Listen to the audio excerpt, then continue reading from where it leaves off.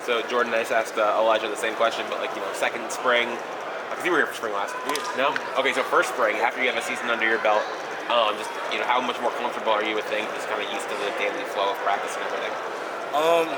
I kind of got adjusted. Everything's running smoothly now for me, and now I'm at the point where I'm trying to help the young guys get ready and get acclimated to heading into the season.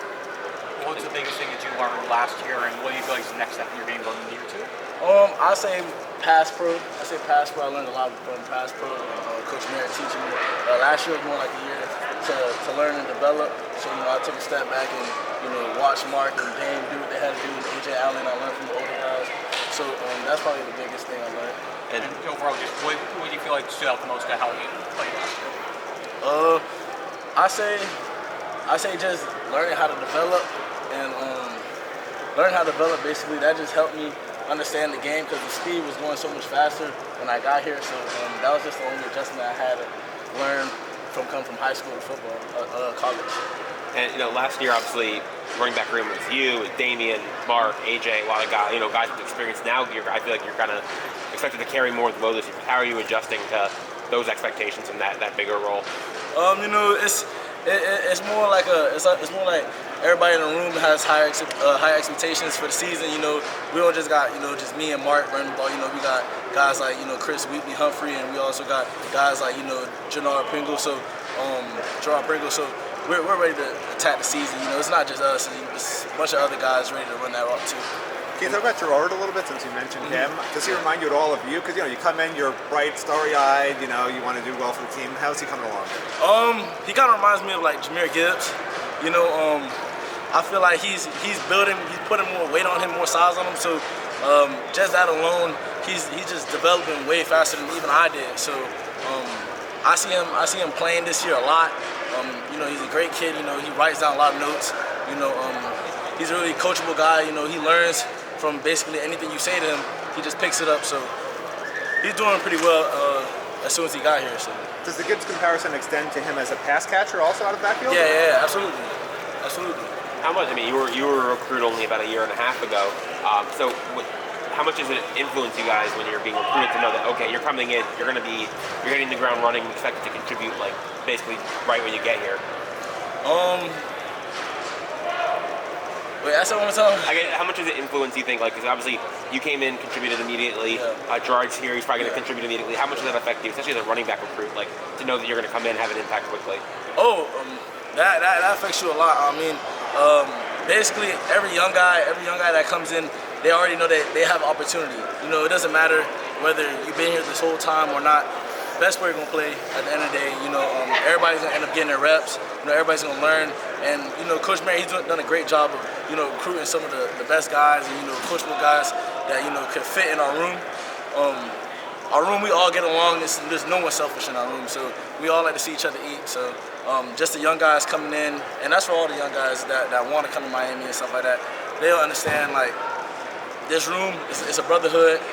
Everybody learns from each other, and everybody just getting better and better each day.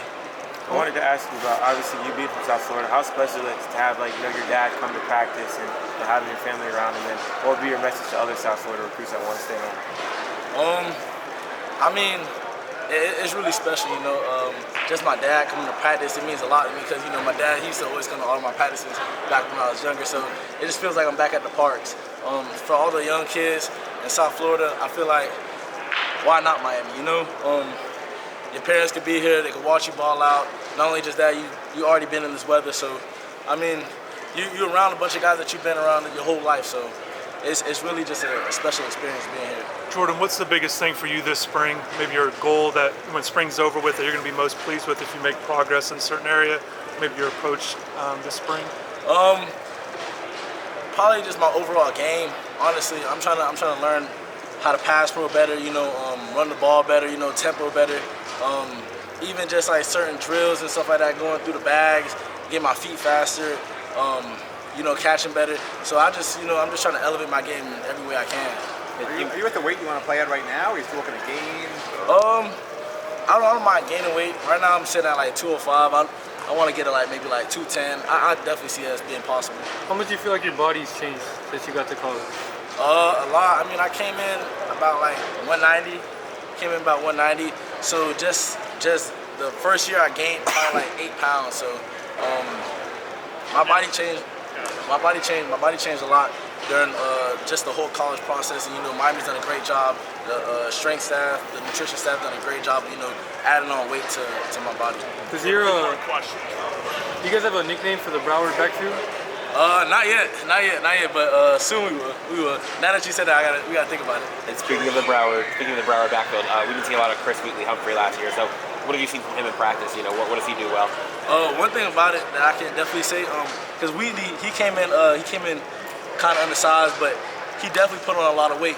Because Wheatley's down, he's at 200 pounds now. I see Wheatley, he's already a fast guy. He's already a fast guy. So I see him running like a 21, like a high 21, 22. But Wheatley, he's not just fast, he's agile. He could hit the hole fast. He knows he knows how to block. He knows how to run hard. So Wheatley just overall he just gotten better just throughout the whole process of being here and sitting back that 1 year. Who's been clocked the fastest in the running back room? I'm not even sure, to be honest. So, but personally, I think G's probably gonna clock the fastest time.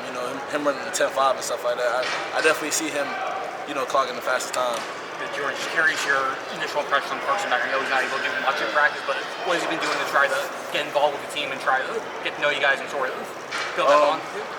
Carson, he's invited all of us to his house before, and not only just that, he's a great guy in the locker room. He's easy to talk to, pretty funny guy too. Even though the whole situation that he had, he always had his head up and always looked out for each and every one of us, even while he was going through his situation that he had. Awesome. Thank you. Appreciate y'all. Have a great